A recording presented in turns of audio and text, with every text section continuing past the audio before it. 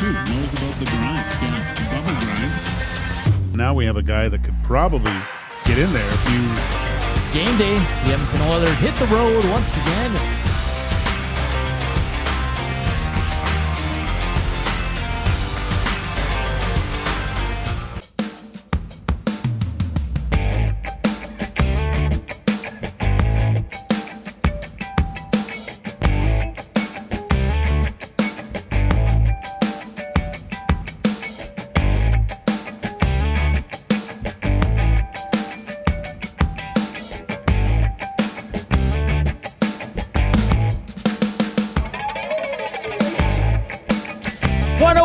Happy Thursday, Nasties. How you doing out there?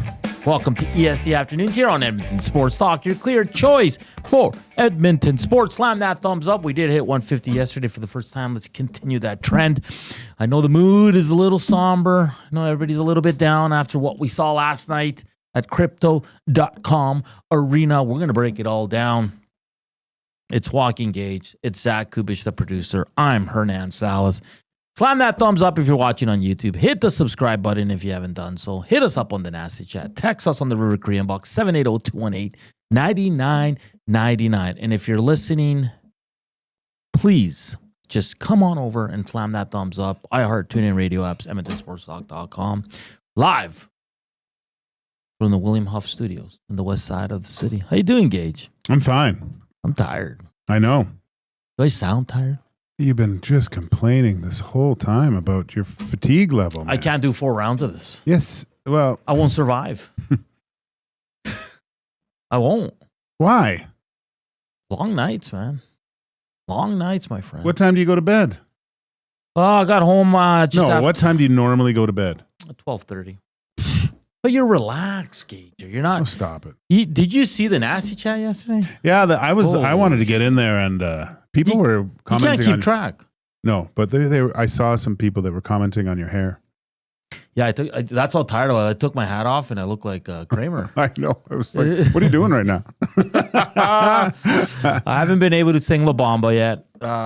Just unfortunate. We're going to get to it, of course. Red Light District at 1:40. No guest today. This is your show, Nasties. We want to hear from you. How concerned are you? What's... making you upset about this team? There's so much to get to, Joaquin. So much to get to. You guys did a great job with Jay Millen on 2 guys and a goalie. Thanks. I gotta say though, man, like I watched last year because I was with the Elks, and it's a different animal. The playoffs, post game shows. Holy cannoli! Yeah, like I don't know if I did many of them last year though. No. I know it went nuts. Maybe I did a couple. Yeah, I think you might have, but it's crazy. Like, you can't keep track, and Tommy's on location. There's karaoke night. Yeah. Man, that was to hear that in the background. That was terrible. Oh, we do have a guest. We have Reed Wilkins. Oh, we do. When's he coming on? Told him the second hour whenever he wants. Man. Yeah. This is Reed's world. We're just living in it. I know. Yeah. He had some good information. Yeah. How great is it to...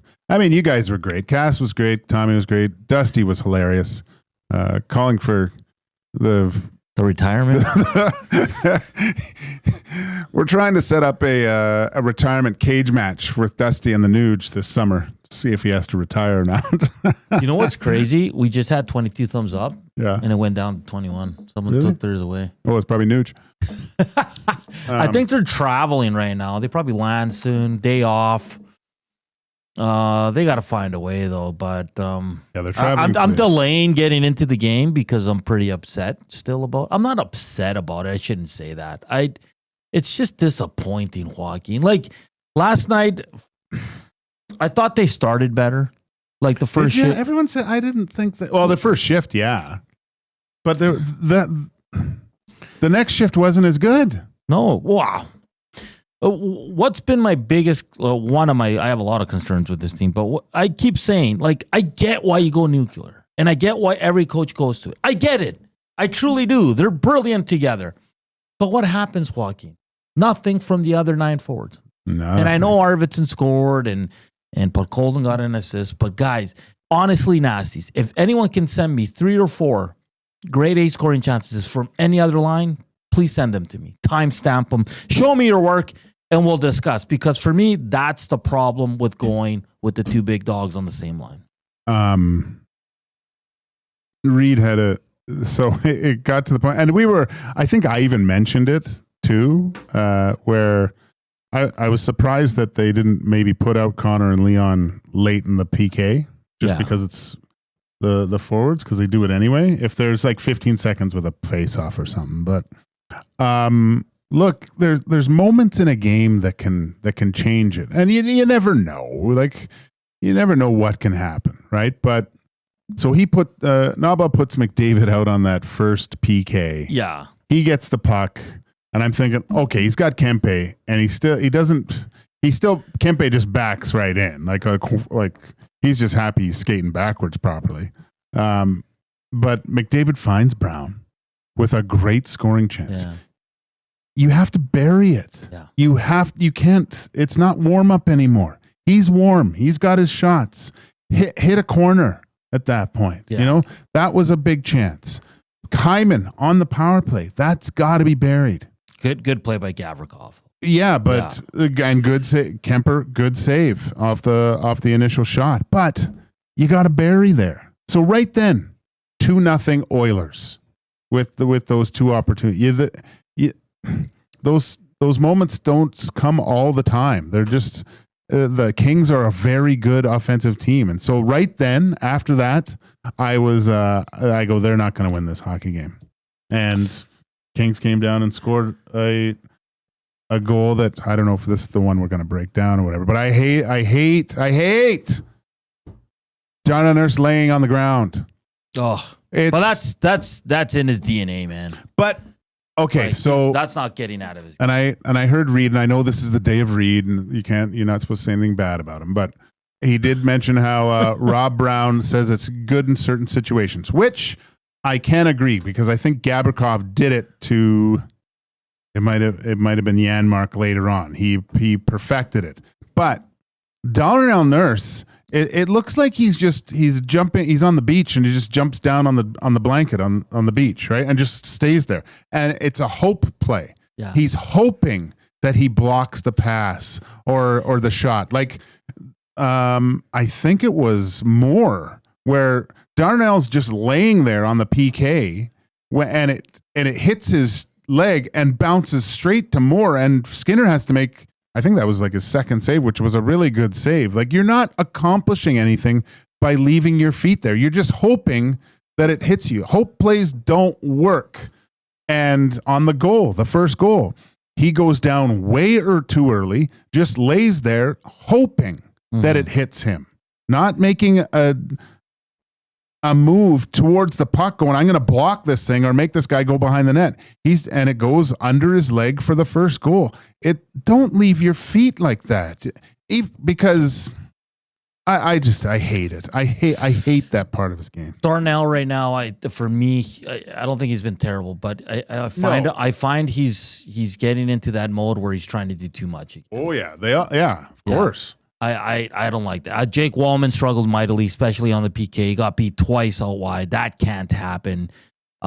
Jake Wallman, a guy with not a lot of playoff experience, I thought he struggled. I'll be one of the positives, John Klimberg, man. I thought he was really good last night. Played a ton of minutes. A brilliant pass deflection. That's awesome. To Mr. Leon Draisaitl. I was impressed with Klimberg, and that's the issue. If he's one of your better players, you're probably not going to win many games. You're talking about like on the goal, right? Fogel went by Wallman on the wall before he passed it over, right? But still, Fogel's below the he's like at the bottom of the circle, right there, and Nurse is lying down. Like, if stand up, just go take the other guy. If he scores from there, you got it. And this is what it gets to. He doesn't trust anyone anymore, and he's trying to do too much. If he just stands up, Fogel probably doesn't try to pass it because he can't get it through. Maybe he does, and Darnell Nurse intercepts it, but he makes it so much easier by laying down there. You got to have faith in your goaltender that he can stop a puck from below at the bottom of the faceoff circle. I saw a tweet from a guy who used to be in media, and I guess he was listening to the game on the radio, and I guess Stoff eventually said to Mooner, You need a damn save. Oh, Listen, and I think most of us are not every goal's on Stuart Skinner, but 11 goals in 2 games is unacceptable. It's unacceptable. He has to find a way to be better. I don't think he's playing in game 3. I want to ask you this: the poll. You're a former goaltender, Joaquin. The timing was just bizarre for me. See, it's weird, man, because there's a lot of people that said they understood. Yeah, it was a good time, but it's bizarre to me because if he is going in at that point, if your coach is pulling you at that point, to me it's more, okay, Stu, we're getting you out of there. Get out of this game. Start getting ready for game 3. That's how I looked at that. Mm-hmm. Not, and then I hear some people saying, "Oh, get him in there, get him some work, so he's ready for game 3." No, that doesn't make any sense to me. Why are you putting him in a game where everything's falling apart to get some action? He's already played basically the last month. It's not like Pickard's been watching hockey for the last little while. He's good to go. But then he says, well, we were trying to get a spark. I know it was a spark and a TV timeout. You pull him. Like Dusty said, because I was standing by Dusty watching the game, and he goes, I would have pulled him after the 3-0. Everyone would have pulled him after 3-0. Do you know what I mean? So it's just a bizarre timing. I didn't understand it. And now I'm a little worried because you make a great point. But that's me as a goalie. Yeah. That's why Skinner's getting game 3. Yeah. Wow. Yeah. That's what I thought. As soon as he pulled him, I go, oh, Skinner's getting game 3. That was the first immediate thing in my head. Can you really go to a goalie? And again, Knoblock said yesterday you can't really fault Skinner in any goal, but you need a damn save. The top goalies, the goalies that win Stanley Cups, make the tough saves. That's what makes them great. He hasn't given you one this playoffs. And yes, the Oilers are a mess in front of him, 100%, but Skinner needs to make a damn save. I don't know how you can go to a goalie in game 3 that's giving up 11 goals. I just can't see it unless your faith in your backup is really low, which it's not here in Edmonton, because a lot of people think Pickard should be the starter, like Joaquin. And I'll say something else. Listen, I know Skinner's gone on this journey of positivity, and that's fine. I'm never gonna be hard on anyone. What do you call it? A journey. A journey of always being positive and don't let anything go down. I love it. I need to go on a journey of positivity. So do I. But like seriously, yesterday, and I get it, the crowd's having fun and they're chirping him, and that's what you're supposed to do. You can't be smiling. I'm sorry. And listen, I'm not sitting there, he should be crying and he should be, furious and mean mugging his teammates like a Mike Smith would have. But you can't be smiling when you're getting shit kicked, man. Am I reading too much into that? Language, first of all. Sorry. And but yeah, I get what you're saying. It's kind of I didn't see it though. I didn't see him smiling. Yeah, he was just because they were chanting his name. You could see it through his mask. Yeah. Oh, really? He was smiling, and it's for me like you're down 6-2. No one on that bench should be smiling. And I think Dusty said it. Billy Bean wouldn't accept that. Is losing fun? Someone should have said to him. Oh yeah, he's Giambi. But like Joaquin, like it's he. I think it's just something that he does. It's kind of, remember Brizgalov, kind of back when he was with the Ducks, and that's when Oilers fans started singing the anthem, and he was like looking around, smiling and nodding, and he got a ton of heat for that. Yeah. And he was kind of enjoying the moment. So I don't know if there's a lot of enjoyment in that moment, but I mean, maybe this is one of the steps on the, what was it? The journey of positivity is when people start yelling at you. You just smile back at them, right? Jacob says smiling is sometimes a stress response for some people, but yeah, it looks bad. Yeah, look at me right now. I'm not like, again, I'm not saying for him to cry or anything, but it's just a bad look. Like, imagine if Leon's sitting on the bench smiling. Oh, yeah. When You see it with football players all the time. They'll be getting crushed and they're laughing on the sidelines, right? There was a player on the Elks, and I won't say names, but like we were bad when I was there. And he was always smiling on the sideline. It blew my mind. Because I was like, what are you smiling about? Like, I'm more upset than you are. Yeah. Do you know what I mean? Like, Yeah. and again, it's sports, it's a kid's game. You get paid a ton of money to eventually win the ultimate prize, which is the championship. But, maybe I'm reading too. Maybe that's the fan side of me coming out and saying. Trust me, he doesn't feel good about what's happened over the last 2 games. There's no one that feels worse than Stuart Skinner. Okay, this is a one of his ways to kind of deal with the pressure and the stress and trying to get his game back. And if he thinks that can help him, so be it. I understand because it's been an emotional time for everyone, but just that's his process. If that bugs you, well. No, that's a good point. Like maybe that's the way he deals with it, right? Well, I hope. Because then when they pulled, if it's not, when they pulled them, the crowd was like, "We want Skinner." Mm-hmm. Like it's. Yeah. Yeah, I mean, what percentage do you put it at that Skinner's plays game 3? 50%. I just don't understand the poll. That's the only reason you pull a guy that late. Is because you just wanted to get him, how many times do you hear that? I just wanted to get his mindset out of this game and into the next one. Put it behind you. We need you for the next one. That's, in those scenarios, that's always what happened when I played. Yeah. Not, you know what, let's give the other guy a few reps so he's good to go next game. That I've never heard of that, ever. And the spark, come on. The only spark was Hernan going home, lighting up that dart.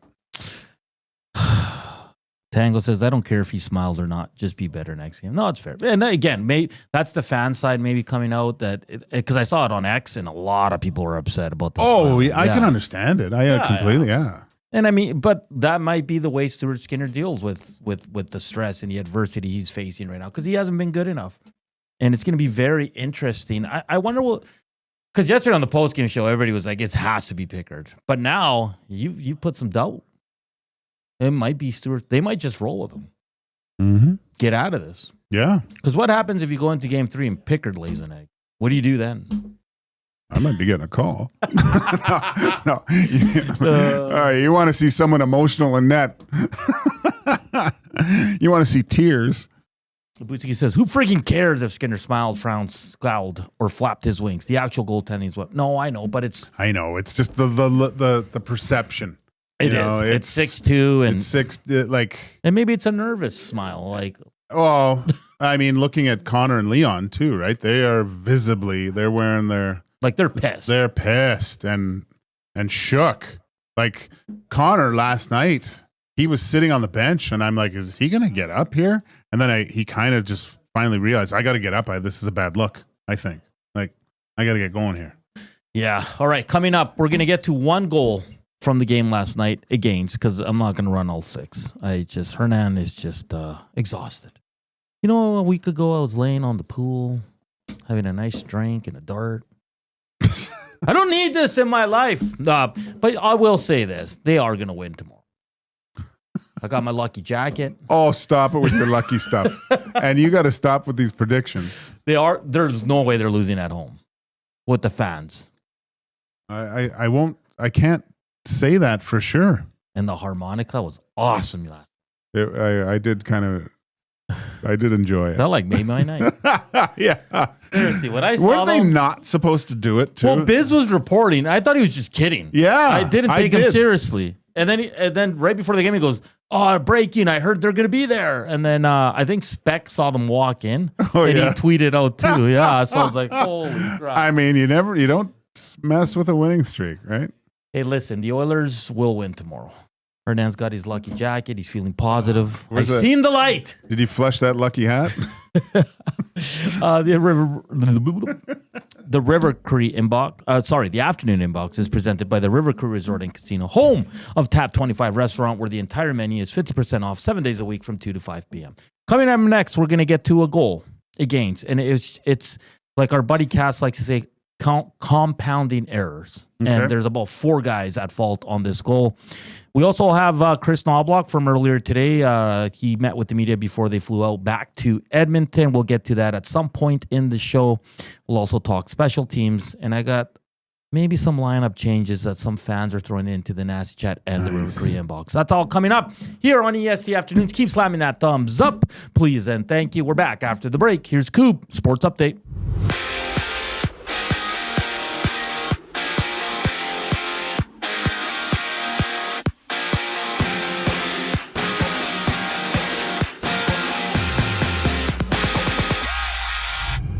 We see a trio of Game 3s in the NHL. The Jets looking to go up 3-0 over the Blues. The Sens battle to find a win against the Leafs. Toronto inserting Max Pacioretty back into the lineup, while the Knights and Wild are locked at 1-1 in their series. Elsewhere, Game 2, Florida-Tampa goes down. The Panthers taking Game 1 by a score of 6-2. Meanwhile, Team USA has named their first 18 players to the upcoming World Championship, seeing Buffalo's Tage Thompson, Boston's Jeremy Swayman, and Utah's Clayton Keller as some notable names on the roster.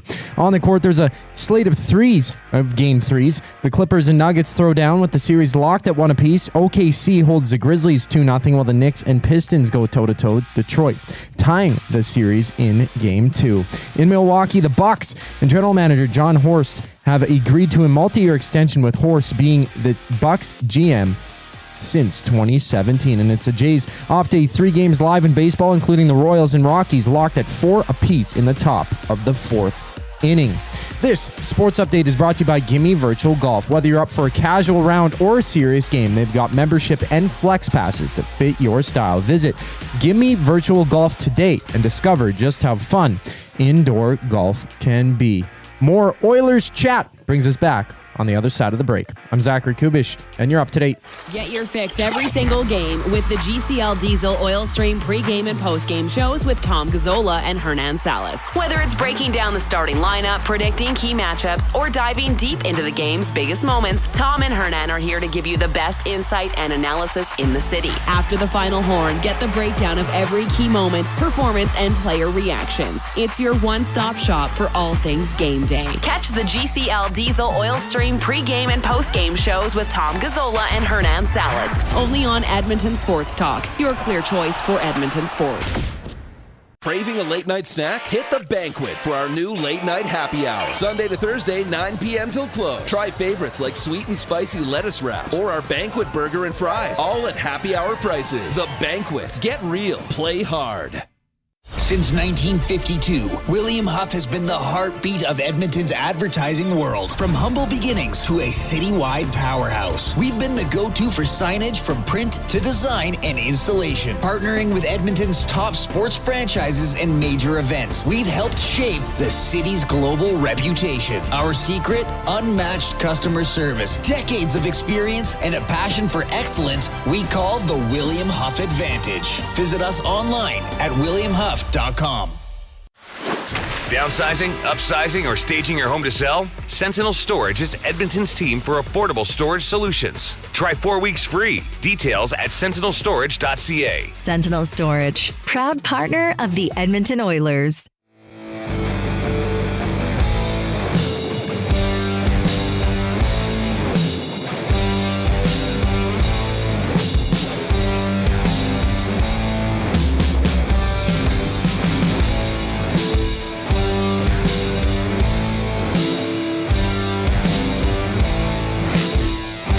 What's up, y'all? Welcome back to EST Afternoons here. We're talking Gage, Hernan, Salas. We're having some laughs in the bullpen, talking about the Oilers. We're not laughing at them. Just some certain scenarios we saw in the game yesterday that are questionable. Raider Jesse at the River Korean box. I'm very concerned with the goaltending, but some foolish part of myself has hope till we see the 2 games at home. Haji says, what's not making me upset? Yeah, there's lots to get to. Iki Spark says, Lieutenant Eric doesn't do shots like Hernan doesn't smoke darts. Hernan, can you please predict the Kings blowout tomorrow so we have a check?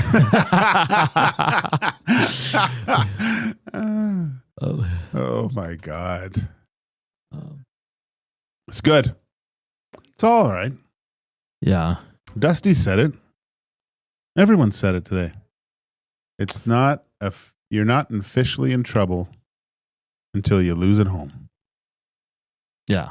Jack said that about 10 times in the third period. Did he? So, yeah. Raider Jesse, do not police body language. Feel free to tear into results ruthlessly. Though you can also pull someone that late out of sheer disgust. Let's talking about the Stuart Skinner pull. But usually that would be after a goal, though. That doesn't make sense. Why would you wait that long? Cal says he was smiling because he caught a floater like the puck that went in game 1. You shut your mouth when you're talking to me, Gage. Pickard is not a starter, but he needs to start tomorrow. From Bones. Yeah, I didn't. This is personal experience, okay? And like, think back. When do you see that happen? Yeah. It's very odd, and to me, that was what coaches did with either me or someone else. They would take me out late like that and say, you know what, you're getting ready for the next game, or I'd get thrown in and I knew I was just mopping up. That was it. I was going in because the other guy, they wanted him to get ready for the next game. So I've been on both sides of the fence on that one. And that's the only, I've never seen it at that point to get a spark, first of all, because the game is done. And there's, there's a day in between. There's a pregame skate to get ready. There's no sense in game, what is it? Game 85 to do that. Yeah. Game 84. 84, sorry. This one, no name, says Pickard is starting game 3 100%. I'm not saying he won't, but it's just it's puzzling the scenario to me. This one from Big Dave. If at my job and I'm rattled or things aren't the way I want them to go, I don't pout and have a tantrum. I find some positivity in the situation and make it better. Stu can't make the defense play better, and he has made some saves, just not enough. That's fair. I thought in game 1 he made more saves than he did, like bigger saves. Like at 2-0, he was good in game 1. He was. Yeah. He gave him a chance to keep it at 2-0. Obviously, things didn't go his way after that. But again, this is all Stuart Skinner. The team in front of him has been atrocious defensively.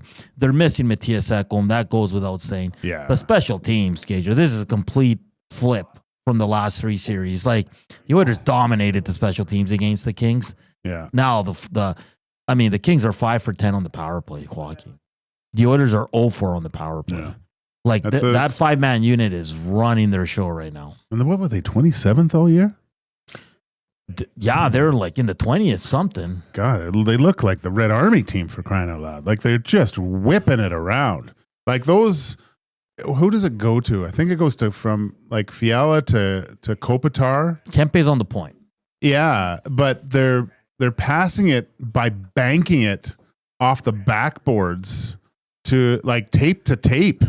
It's impressive, man. But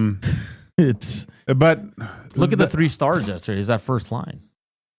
No, it's easy to pick them. And just getting back to the goaltending battle there. The save that Kemper makes on Hyman, right?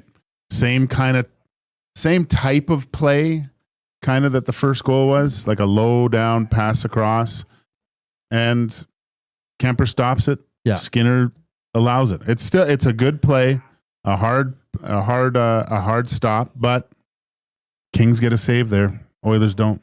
Yeah. If they can get a save there, because Kemper hasn't really been tested. That was the only hard save he had to make all night. Like, no one drives the net. How many times are the guys in his sight lines? Like, never. It's never been like that all year. No, man. They've been a perimeter team all year long. Yeah, no one goes to the front of the net, and no one drive. Like Bieksa said it, I think game 1 on the broadcast. Which there's no center drive, right? Always give up the puck, center drive. What happens? You take a D-man to the net, probably opens up a seam, or at least if the puck goes to the net, someone's going to the net for the rebound, right? It's It's just simplifying things. Make things simple. All right. What did you make of Evander Kane's first game in a long time? I liked it, man. At least it was hitting guys. Like he was trying to engage physically. He had, 5 hits in the game? Yeah. Like that's more than... I'll say he looked better than Frederick to me. Frederick can't skate. Yeah. Okay, so this is going to turn into my other question. We're going to hear from Knob. He did say that Frederick's getting better every game. I don't see it. He says they're going to get better as the games go. This team needs some physicality. This team needs something. Any appetite for Frederick to come out and maybe and this is a long shot, Max Jones comes in. Or Jeff Skinner, whatever. I don't know if the personnel, like Knoblock said, he needs someone in the bottom 6 to we have what we need offensively in the top 6. We have our offensive players. That was kind of the reason that Skinner was the guy to come out, which I find hard to believe when you only really get offense from 1 or 2 guys. So because Frederick's like in 2 games, he hasn't done anything. He's not even hitting. Well, he's hit a point. Whatever. I know, but I know what you're saying. But you can't move, man. You can't, and it's affecting his line because he can't get around. Now, I'd love if any of our Nasties watched Boston on the regular. Like, please tell me if this is Trent Frederick. I don't think it is. I'll be honest. No, I think the one guy in town that's probably watched him more than anyone else is Louis DeBrusque, right? Yeah. Just because that's a good point. Jake was in Boston for so much, and he had glowing things to say about Frederick. Like he gets around. He said for a big man, gets around well, finishes checks, has that physical presence, has the ability to put the puck in the net too a little bit. So I trust what Louis has to say. And this could be one of the worst trades ever. Especially if he doesn't resign. That's what I mean. If he resigns, then it's okay. Then it's kind of like a wait and see when he's healthy, because he'll take the summer to get healthy and train and have a fresh start. But right now, it's looking like a terrible trade. It looks awful. Mm-hmm. Like why? Why would you go get someone that can't play? This is ridiculous. What are we doing here? Yeah. And it's unfortunate because, I mean, if you did see Trent Frederick in Boston, he's all over it. He's physical. He mocks it up. Like, this is where I know he's a little bit off. He's not even getting in guys' faces. No, he can't. Yeah. Like, and why would someone get in the face of Frederick right now on the other team? He's a liability out there. He can't move. You're not going to go engage with him. The Kings are better off having him on the ice. It's a good point, man. It's a good point. Okay, Joaquin. I asked it yesterday on the post-game show to everybody that joined and our host Tommy. For tomorrow, do you start nuclear or do you go away from it? Does it matter? I don't know. It doesn't. I think you go away from it, and if nothing's there, if you can't find anything, but if it's 0-0 after 10 minutes, okay, and the game's kind of even and they're apart, I keep them apart. 100%. You know, you have to have some patience. You have to maybe allow someone to emerge too. Aside, you know, have a game aside from Connor and Leon. They can't do everything. Hockey's the ultimate team sport. Everyone's got to contribute. Because Nuge is MIA. And listen, I'm over Nuge centering his own line because nothing comes from it. And Reed made the best point last night. He goes, just throw him with McDavid and Hyman. Yeah, I know. Seriously. Yeah, that's he needs to get going. Yesterday I said the Danault battle. Like I measure Nuge and Danault kind of the same category. Danault's. Oh, he's winning the battle, man. What does he say? He looked like he's a retired or 30. He should retire. I almost spit out my food when I heard that yesterday. It was hilarious. It was. He was fired up. Oh my gosh. And Ryan Nugent Hopkins looks like he should. He said looks like he should retire. Yeah. But it's I'll be intrigued to see if Jeff Skinner gets back in tomorrow. I hope so. You need goals. You need. Yeah. We're gonna. Okay, how about this one? Okay. Nick Lassen says Leon also still looks hurt. Do you agree with that? Yeah, I gotta see now that you mention it. You kind of think back and look at the whole performance of it all, and you're like, is he really? Because he's not the bull moose Leon, right? Engaging physically with the puck.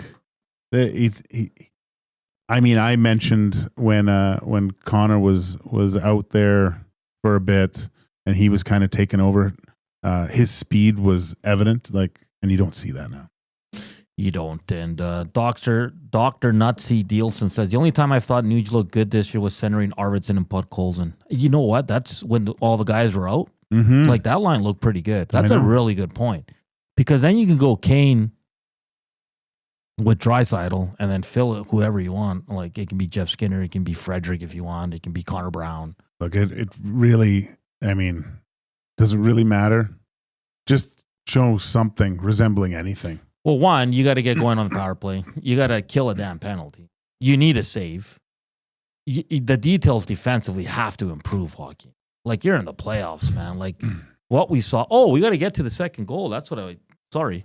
Can we get that ready there, Coop? So, Gage, you'll break this one down because it's Nurse goes to the boards. We still don't know why. Connor has Byfield at the blue line, then takes off to cheat for offense. Bouchard's just standing there. Just walk us through what you're seeing.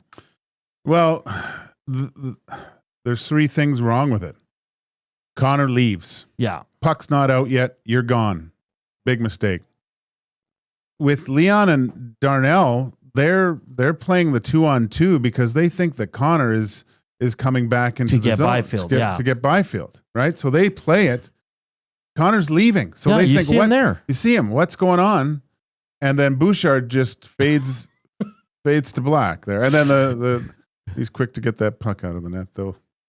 That's the fastest he moves was after the goal went in. Yeah. Okay, this is. We're acting like Skinner right now, laughing. Bouchard has to do something right there. Make him make a decision. Don't give him that much time.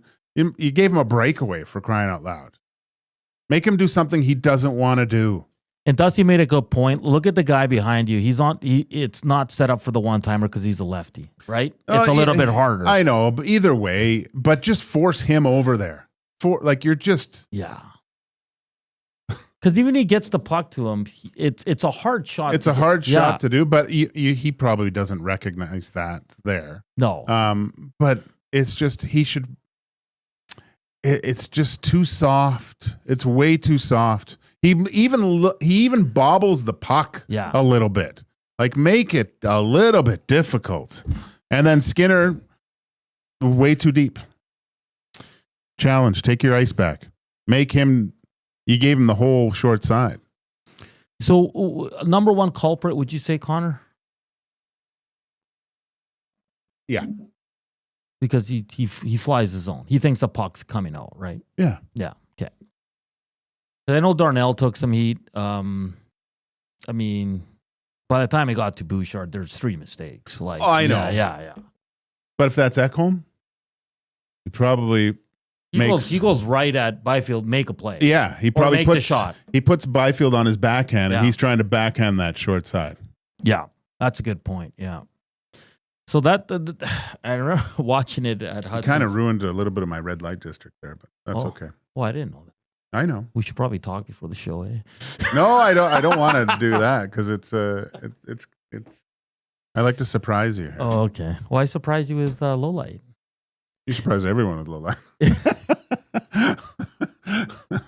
Hey, listen, man. The Oilers will win tomorrow. That's Hernan guaranteed. Oh my gosh. So don't worry, Oilers fans. They're back in this. And then Sunday's game is going to be even better. If they can tie it up. Ooh. Oh, they got all the momentum. I really hope that they do, just because the valley, the emotional sporting fan valley of emotions right now that everyone's in. Yeah. It'd be nice to start making that trek up Everest. I'll be your Sherpas, Oilers fans. We'll get you back to the mountaintop. All right, we're feeling better. Keep the positivity. Let's all be like Mr. Stewie Skins. I like it. Yeah, hey, guys, they've won 2 games. They haven't won the series, okay? It takes 4 to win the series. So if anyone can go on a 4-game heater, it's the Oilers because they have Connor and Leon, okay? And I think the most anticipated starting goaltender of the history of the Edmonton Oilers will be announced tomorrow. Oh, jeez. Yeah, because I think if it's Skinner, people are going to lose their minds. Rodrigue, here he goes. And if it's Pickard, people are going to be pumped. Are they? And he's going to lead them to a Game 3 victory. All right, coming up next, it's your favorite segment of the week. It's the Red Light District with Joaquin Gage. It's always a fun little treat on Thursdays for us. But first, portion of this hour brought to you by the Canadian Brew House. Make beer cheap again at the CBH, Molson Canadian Steins, for just $4.50, 25% off Monday to Friday, open till 7 p.m. Round up your crew and stop by the Canadian Brew House. We're back with the Red Light District. After this, here's Coop Sports Update.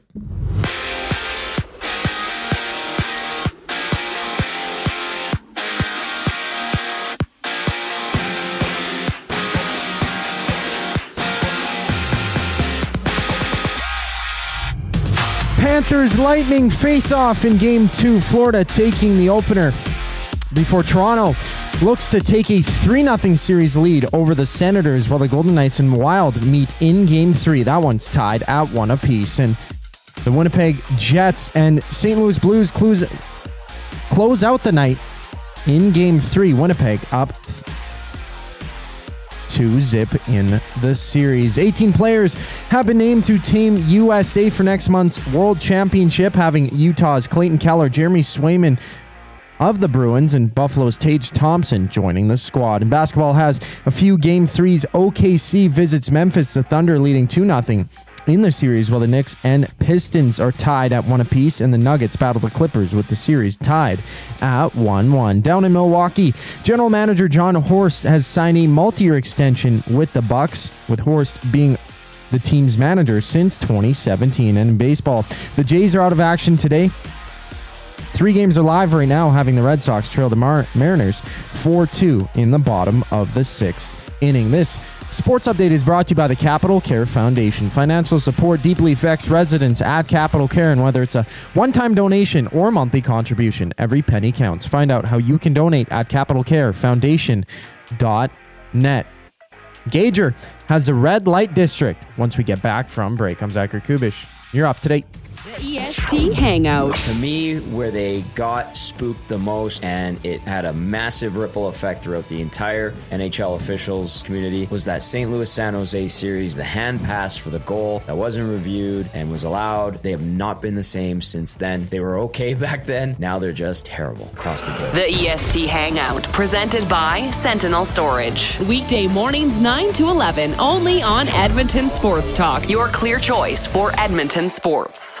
Your home for great performances is the River Cree Resort and Casino. My mother used to let us not lock the doors. She's like, if you're locking the doors inside of the house, it means you're doing something you shouldn't be doing. Yeah, that's why we lock the doors. Host of the Bad Friends and Whiskey Ginger podcast, don't miss Andrew Santino, Free Speech, live at the River Cree May 22nd. Michael, what are you doing? We have locks on the outside of the house to keep criminals from coming inside. There's no criminals inside of this house. Yes, there are, Karen. Get your tickets at rivercreeresort.com. Excitement, bet on it. Hey Edmonton, ready to take advantage of lower rates and better pricing? South Fort Chevrolet in Fort Saskatchewan has you covered, from rugged trucks to sleek SUVs. And with over 40 years in business, you can trust that you're getting the best deal on your new ride. As the proud title sponsor of the Nielsen Show, EST listeners can drive a little to save a lot with South Fort Chevrolet's transparent pricing and down-to-earth sales team. Visit us today in Fort Saskatchewan or online at southfortchev.com. Looking for quality building materials and friendly advice? Visit us at Windsor Plywood Leduc, family owned and locally run since 1993. From interior materials for doors, flooring, baseboards, and all the finishing touches to all you need for your outdoor projects like cedar lumber for decks and fences, plus all the plywood you'd need. Our full-time on-staff carpenter can help with anything odd-sized or custom, and from domestic hardwoods to exotic selections, we've got you covered. And if we don't have it, we'll track it down for you. Windsor Plywood Leduc, we're the experts you need to know.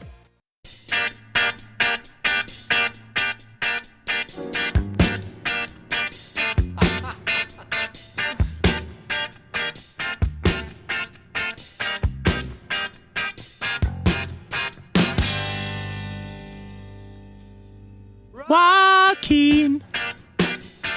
You don't have to put on the red light. Those days are over. You don't have to sell your body to the night. Joaquin. You don't have to wear that dress tonight. Walk the streets for money. You don't care if it's wrong or if it's right. Joaquin. You don't have to put on the red light. Joaquin. You don't have to put on the red light. Joaquin. Joaquin. Joaquin. Joaquin. Joaquin. 147. Welcome back to EST Afternoons. We're rolling along after an Oilers 6-2 loss in Game 2. They head home down 2-0 in the series. Back at it tomorrow from Rogers Place. It's going to be wild. It's going to be great. Weather's supposed to be fantastic this weekend, so the Oilers will look to get back in the series tomorrow. Of course, full coverage here on EST throughout the day with an extended Reed Wilkins show tomorrow and an extended pregame show as Tommy will be live at the Ice House. It's time for the Red Light District. We're at 67 thumbs up. Let's get to 100 before the end, the top of the hour. We got 193 watching. We should get 33 more here in the next 15 minutes or so. Joaquin, take it away. All right. So I was never, I didn't like tests in school. You like tests at all? No. No? Okay. Well, I'm going to test you today. Ooh. It's going to be multiple choice, so you'll be all right. And I even a little participation from the Nasties in the Nasty chat. I like is it. good. So Let's go. I call this game that we're about to play. Coob, music, please. Don't worry about it. I didn't tell you to play music. This game is called Whose Fault Was It Anyway? All right. Well, Bouchard. it's so I'm going to ask you a question. Okay. And then I'm going to give you a few multiple choice answers. All right. Yeah. And you nasties, you can answer as well. So All right. my first question, Hernan, is on the first goal last night. Remember the first goal last night? Yes. Okay. Who was at fault? Was it A, Darnell Nurse laying down, like doing nothing? Was it B, Stuart Skinner in goal? Or was it C, Evander Kane penalty? Is there another choice? No, it's only three I could think of. I was going to say Wallman, but okay. I'll go Darnell Nurse. Darnell Nurse. That is correct. Yeah. Actually, they're all kind of correct, but I just wanted to see what you would say because usually you just blame goalies all the time. The second question. Okay, these ones are a little bit different. I always used to hate these types of multiple choice questions, but here we go. The second goal last night, whose fault was it? Was it A, Leon and Nurse? And this is why I kind of last bit kind of screwed up. Was it B, Bush and Skinner? Or was it C, Skinner and McDavid? I'm going to go with C, Skinner and McDavid. No, that is wrong. Because I don't think Draisaitl did anything wrong. The recognition before, though, just you see it a little bit, right? It should have seen where that other guy was coming from. But I think I don't like Bush and Skinner. That one. So, you're wrong. But I just asked you if McDavid was the number one culprit, and you said yeah. They're all really bad, but they're all at fault here. There's kind of no real right answer. C-Run says Bouchard and Skinner. Yeah, I mean that was one of them. That's what I said. That's low hanging fruit. That's the easiest answer in the history of. Okay. Question number 3. This one's a tough one now. Okay. Whose fault was it when Tommy ate Dusty's poutine? Oh. Was it A, Dusty for not saying, "Don't eat my poutine"? Was it B, Tommy being selfish and just doing what Tommy wants? Or C, Boston Pizza for making such delicious poutine in the first place? I'm going to say Dustin because he wasn't clear on what was expected of Tommy and the poutine. That is wrong. Ooh, you suck. It's Boston Pizza for making such delicious poutine in the first place. Because I'll tell you this, Tommy's a slender guy. He's got a good build, but when that boy's hungry, really backs it away. Holy smokes, man! And he eats for free.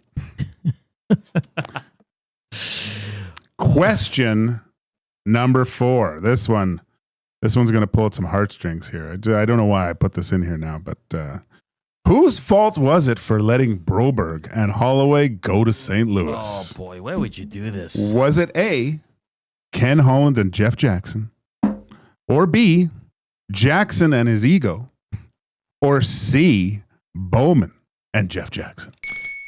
I'm going to go with, holy crap, that's a good question. I'm going to go with C, Jackson and Bowman. That's right. Yeah. I think they were both involved in this and should never have been done. And part of that should be Jackson's ego. A little bit. Yeah. Right? Okay. Because I think they got like, oh, you're going to offer sheet us? Yeah. We'll show you. Yeah, though we don't, I think that was part of the thing. You don't want to be here, don't be here. Yeah, right? yeah. Like they played the tough guy. Yeah. So that was right. Good one. I was kind of thinking, because I don't think it was Ken Holland's. No, he couldn't do anything. Yeah, I think he was handcuffed, right? Okay, this is the last one. Ken Holland probably gave the Blues GM the idea. Question 5. Who gave the Blues the... No. Question 5. This is for all the marbles. If the Oilers lose to the Los Angeles Kings, whose fault will this be? Will it be A, the coaching staff and management? Okay. Will it be B, everyone's favorite, Stu Skinner and Bouchard? Okay. Or C, Connor and Leon not pulling this team out of the depths of hell? Not C, because the boys have done enough. They always lead this team. I'm going to go with A. I think Knoblock, even though he knocked every decision out of the park last year, this year he's missed a lot. And I think management, at the time, we all thought were great moves. It hasn't worked out, so I think they take a lot of blame. So I'm going to go A, the coaches and the management. That is a great answer, Hernan. I like that one. I didn't really have any right answers for this, but I just wanted everyone to get a peek into your psyche. Okay. And I think we all know you a little bit better. All right. I think a lot of people agreed with my answers, too. Did they? Oh, yeah. Was it some exit? I didn't really mark them well, but... Yeah, no. What was about the poutine? Did everyone think it was Dusty's fault or No, Boston a Pizza? lot of people said Thomas.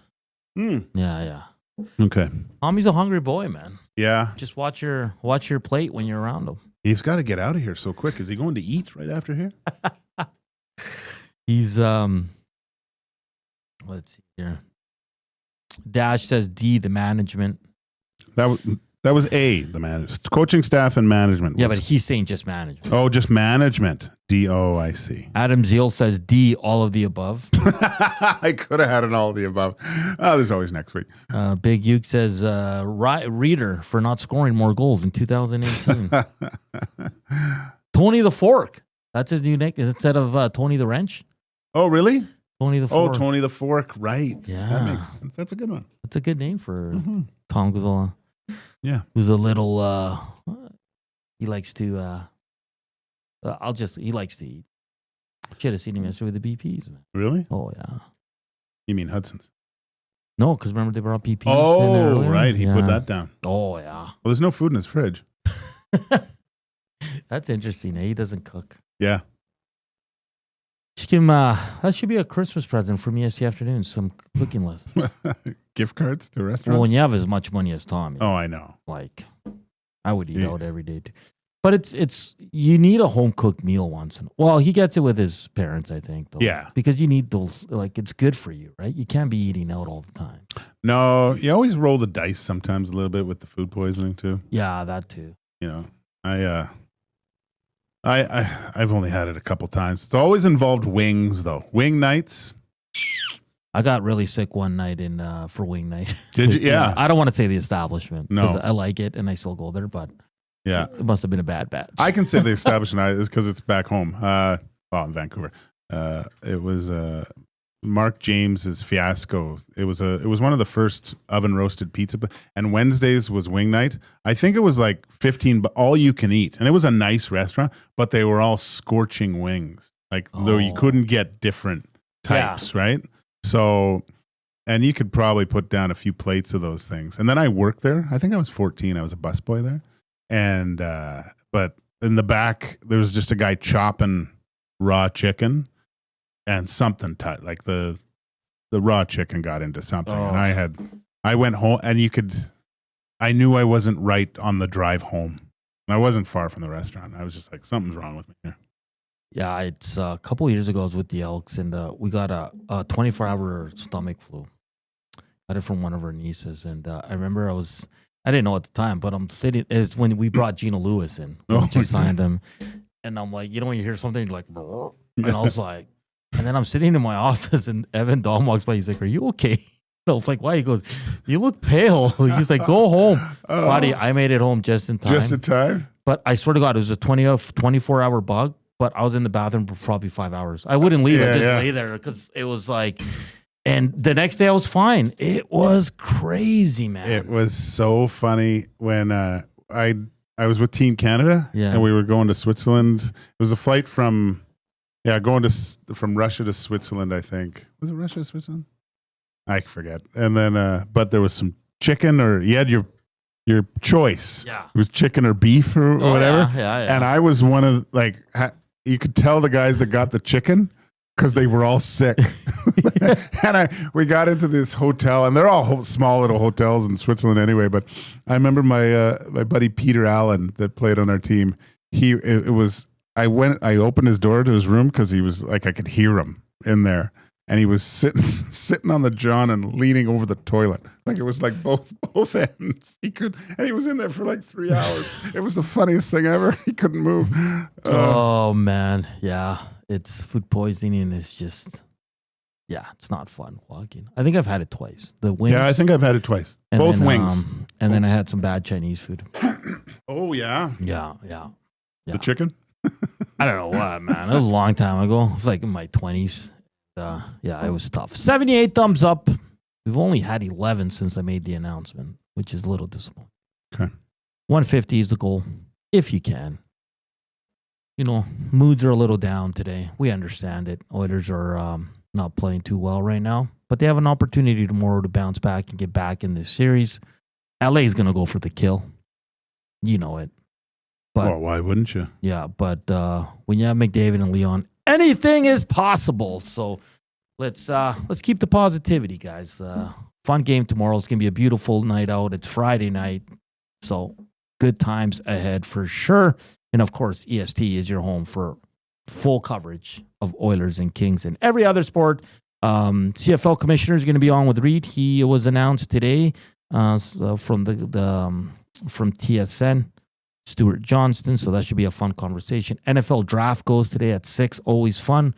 Where's your team picking? And like Lee said, every team has their first round pick, so it's going to be fun. We'll see if there's any wheeling and dealing, and we'll see where Mr. Sanders go, because it seems like he's falling down the draft board pretty significantly here. So should be a fun day in sports. 4 games on tap. We'll get to all of it in hour 2, and Reed Wilkins continues the Reid-a-thon next here on EST Afternoons. We're back after the break. Get your fix every single game with the GCL Diesel Oil Stream pregame and postgame shows with Tom Gazzola and Hernan Salas. Whether it's breaking down the starting lineup, predicting key matchups, or diving deep into the game's biggest moments, Tom and Hernan are here to give you the best insight and analysis in the city. After the final horn, get the breakdown of every key moment, performance, and player reactions. It's your one-stop shop for all things game day. Catch the GCL Diesel Oil Stream pregame and postgame shows with Tom Gazzola and Hernan Salas, only on Edmonton Sports Talk, your clear choice for Edmonton sports. You've heard the name, but what does it mean? For over 66 years, William Huff Advertising has supplied signage from screen printing to digital to LED with design, production, and install in-house. It's a one-stop shop for all your signage needs. Edmonton owned and operated, William Huff has been trusted by the biggest companies and teams in the City of Champions and many others across the country to do the job. If you're looking for a way to get the word out about your company or event, they are the answer. Go to www.williamhuff.com. Their results speak for themselves. Celebrate your birthday at the Banquet Bar. Enjoy great drinks, amazing vibes, and unforgettable memories. Download the Banquet app and get a free pizza pie on your birthday. Book your party today at thebanquetbar.com.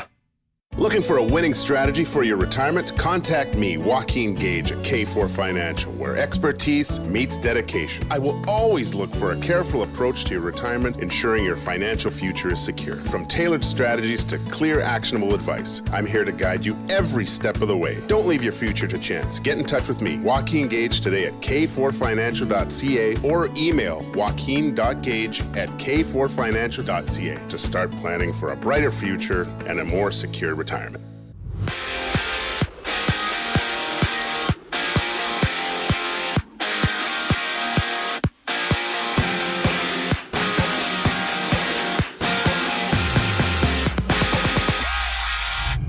Some big games in the NHL. Ottawa trails 2-0 entering Game 3 against Toronto. Max Pacioretty making his way back into the Leafs lineup. Elsewhere, Vegas and Minnesota are tied at 1-1 ahead of Game 3. Then the Jets looked to take a 3-0 series lead over the Blues, with Game 2 between the Panthers and Lightning going down. Tampa dropping that opening match 6-2. Meanwhile, 18 players, including Seattle's Matty Beniers, Tage Thompson of the Sabres, and Anaheim's Cutter Gauthier, have been named to Team USA for next month's World Championship. And there's a few Game 3s on the court. New York visits Detroit. The Knicks dropping Game 2. The series tied at 1 apiece. The Grizzlies hit the court down 2-0 to the Thunder, while the Clippers and Nuggets clash in a tied series. General Manager John Horst and the Bucks have agreed to a multi-year extension, with Horst being the team's manager since 2017. 4 games live in baseball, seeing the Royals and hold the Rockies 6-4 in the 6th inning, with the Jays back in action tomorrow. I'm Zachary Kubish for your sports update. The second hour of EST Afternoon starts right now.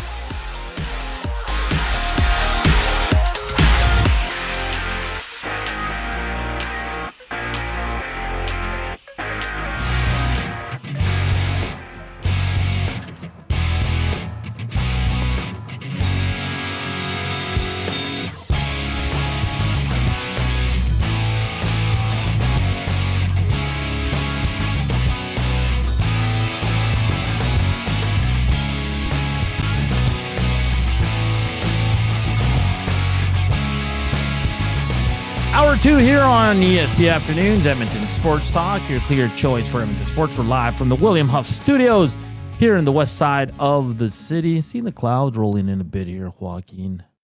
That's okay. All right. Supposed to be really nice this weekend, like 19, 20 tomorrow, same for Saturday. Is it supposed to be really windy? Yeah, I think Josh Clausen told Dusty tomorrow's going to be really, really windy. So if you're going down to the festivities downtown, bring a jacket, behave. I know it's Friday night. You want to get a little wild, but just behave, all right? Just behave. Keep slamming that thumbs up. We're at 96.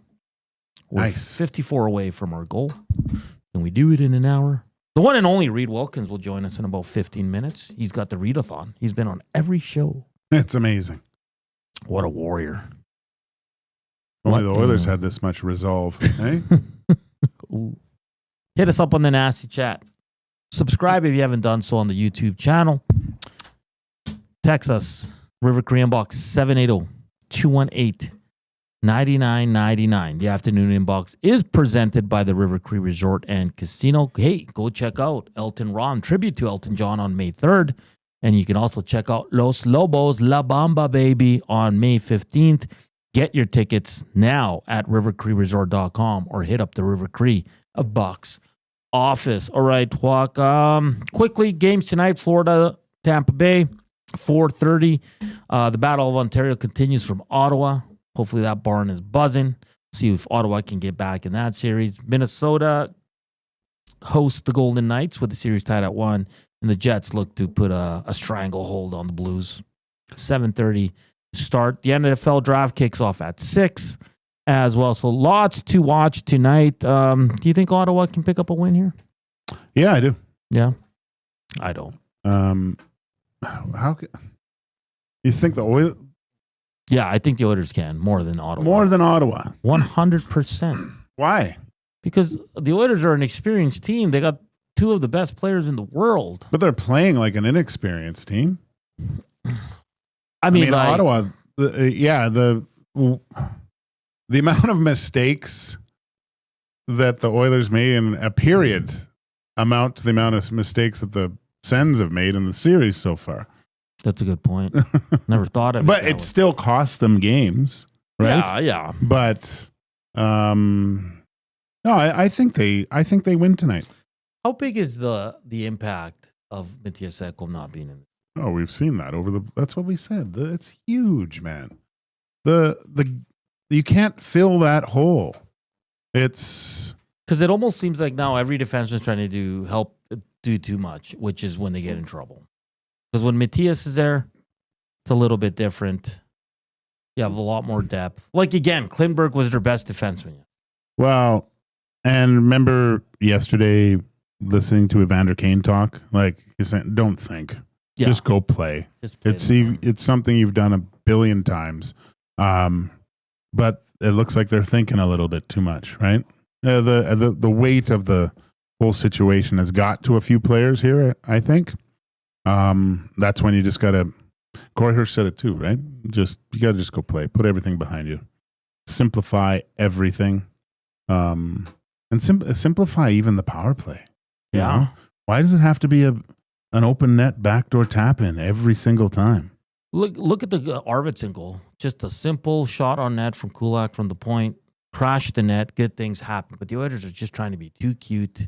Well, like the mindset of both power plays is so different. Yeah. When you watch it, like when either Kopitar, Kempe, or Fiala have the puck on their spots, they're looking to shoot.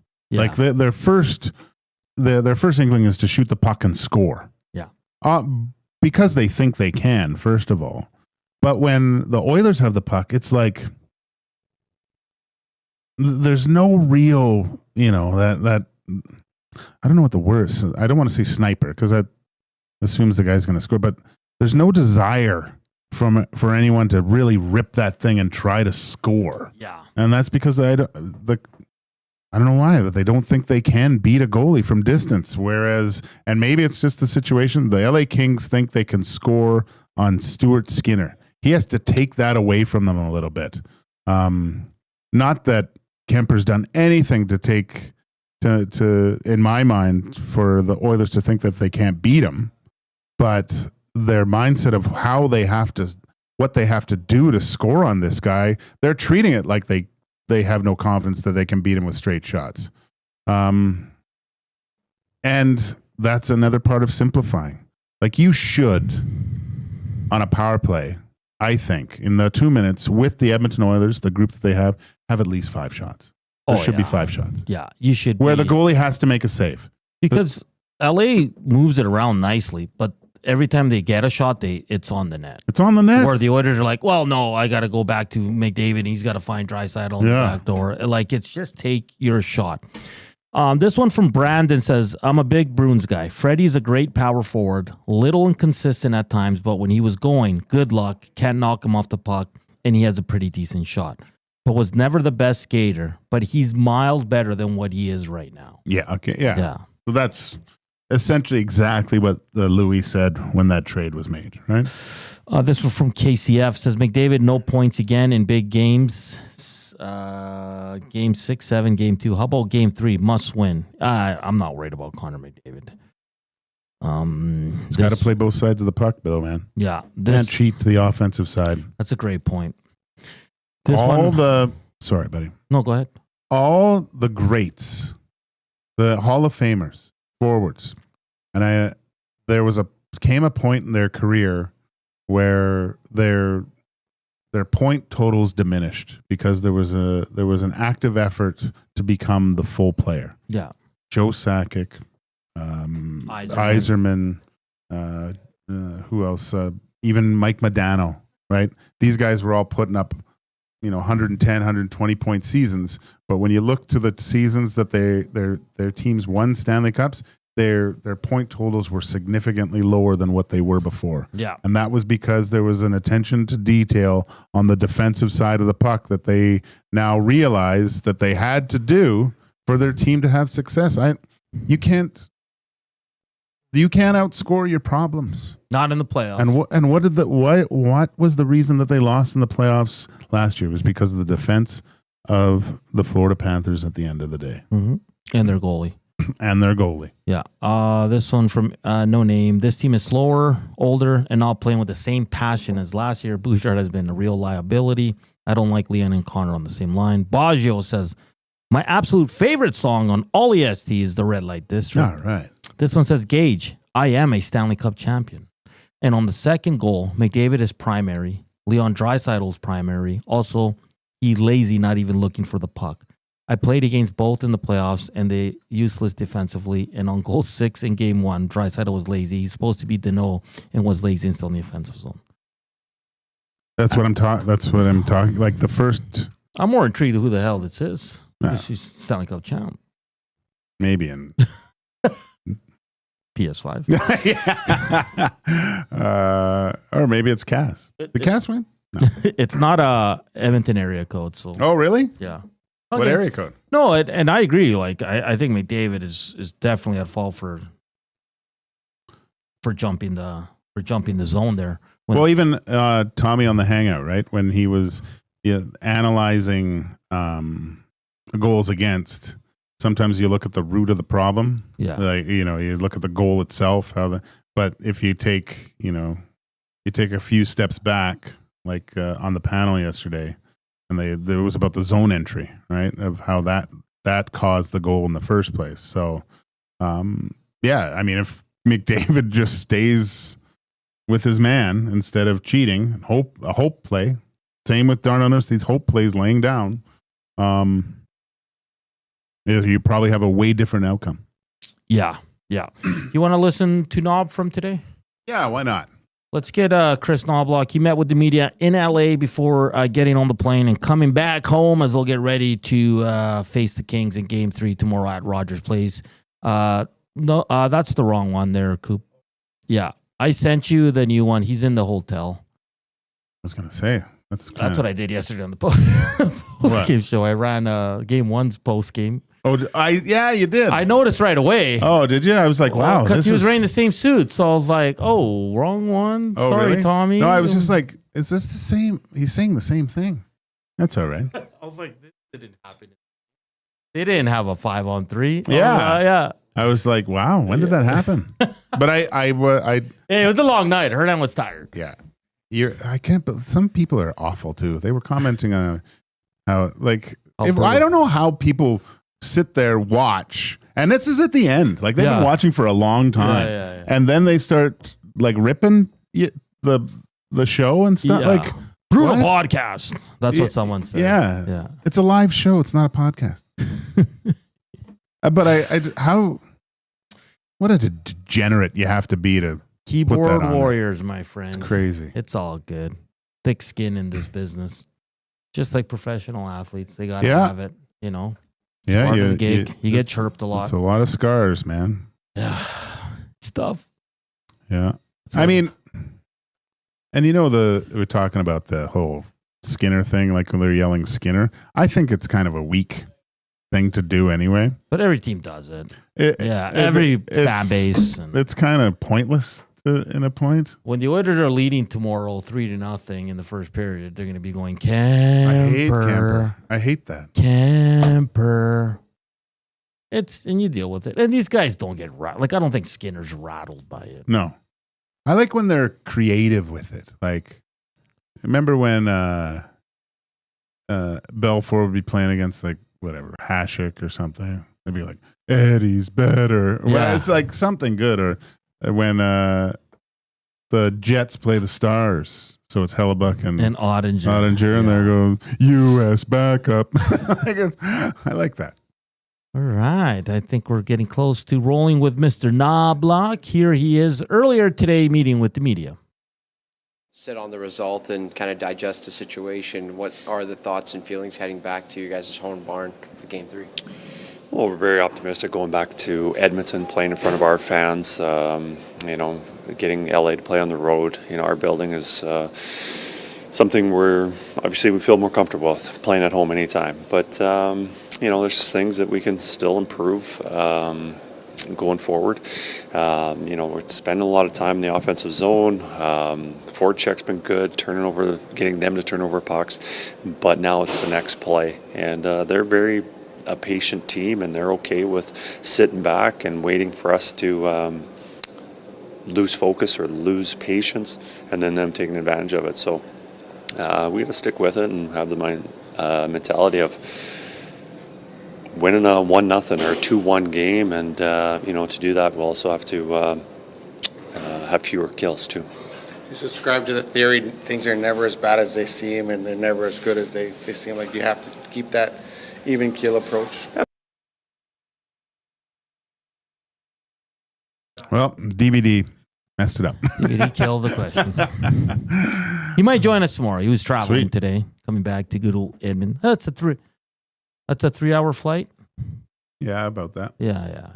That's not too bad. What do you think of what he said? I mean, he's playing the coach card. He's keeping it positive. He's saying the right things, that he's seen a lot of good things. He just said we can't be on the PK too much. Yeah. The offensive zone time. I don't know about that. I don't know about that. I mean, they are perimeter a lot, but they're not doing anything in the middle of the ice, right? Yeah. So, and I guess he alluded to that with the patience of the LA Kings, right? They don't care. And he also said, he goes, we lose patience, right? Because then they get out of their structure and then they try to cheat for offense or whatever it is. And it's interesting. Very interesting. I mean, and this is Knoblock, Gager. He's not Todd McClellan. He's not Jay Woodcroft. Not Jay Woodcroft, or Dave Tippett. He's never going to be harsh on his team. He says little things here and there, but always addresses it as a whole. He's never going to throw a player under the bus or anything like that. So no, and I don't want him to or expect him to. I'm just saying he's got his teams back, and that's what most coaches say. 2 games, you'd think they'd played lost 50. It's. Hey, can we give credit to the LA Kings? They've been really good. Really good. I don't think we've mentioned it once on the show, but because we're so focused on how bad the Oilers have been, but LA has been really good. Yeah. We got to give credit where it's due. Yeah. They've been the better team all the way through. Everything that they've done has been better. Right? Their top guys have been better than the Edmonton's top guys. They've been more physical. And I find it hard to say that Kemper's been better than Stuart Skinner because I don't even know. You don't know because they haven't tested him yet. That's what I mean. It's obviously he's won, so you give him the check mark, but he hasn't been. They haven't done enough to really warrant him being better because they haven't done anything. Yeah. We'll try to get Knob in the last segment, just finish it off there because it is a pretty, he says a few interesting things. I just want to get to this real quick. The Oil Kings have announced the club will not be renewing the contract of head coach Luke Pierce. Really? Friend of the show. Oh, that's too bad. Yeah. Thought he did a good job. Great job. I mean, I kind of jinxed it when I said it was over at 3-1 in the first round. And you got to stop predicting stuff. Really? No, but I think most fans are with me. The Oilers will. You like those tires you got on your car? You better. Gage, there's no way they're going down 3-0. I just told you not to do that. But they're not. 2-0 was I could see it because they're really good at home. But you said it was a blow. They were going to blow them out yesterday. But Dusty felt the same way. Dusty doesn't know what he's talking about. Dusty's far too emotional right now. Okay, we got to get to a break. We're at 103. We need 47. We got 40 minutes. If we can get 47 more thumbs up, that would be great. Dandy. I'd be very, very happy. And up next, the Reid-a-thon continues. The Reid-a-thon. The one and only Reed Wilkins. We're going to talk everything but the Oilers here on EST Afternoons. We're back with Reed after the break. Here's Coop, Sports Update.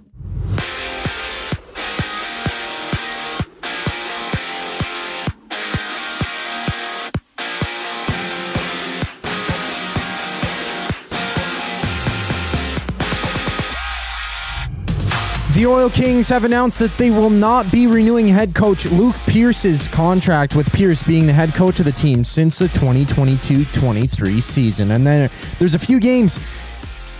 Game 3 matchups in the NHL. The Jets look to go up 3-0 over the Blues. The Sens and Leafs battle Toronto, leading that one 2-0, with the Leafs inserting Max Pacioretty back to the lineup before the Kings and Wild face off. That series is locked at 1-1. Elsewhere, Game 2, Florida-Tampa goes down. The Panthers taking Game 1 by a score of 6-2. And on the court, there's a slate of Game 3s. The Clippers and Nuggets throw down, with the series locked at 1 apiece. OKC holds the Grizzlies 2-0. Well, the Knicks and Pistons go toe-to-toe. Detroit tying that one in Game 2. In Milwaukee, the Bucks and general manager John Horst have agreed to a multi-year extension, with Horst being the Bucks manager since 2017. And 3 games are live in baseball. Kansas City holds Colorado 7-4 in the 7th inning, while the Mariners lead the Red Sox 4-3 in the top of the 9th. This Sports Update is brought to you by Windsor Plywood Leduc. Locally owned and operated since 1993. They're more than just plywood. They offer everything from doors and flooring to decking, fencing, and custom millwork. Windsor Plywood Leduc. They're the experts you need to know.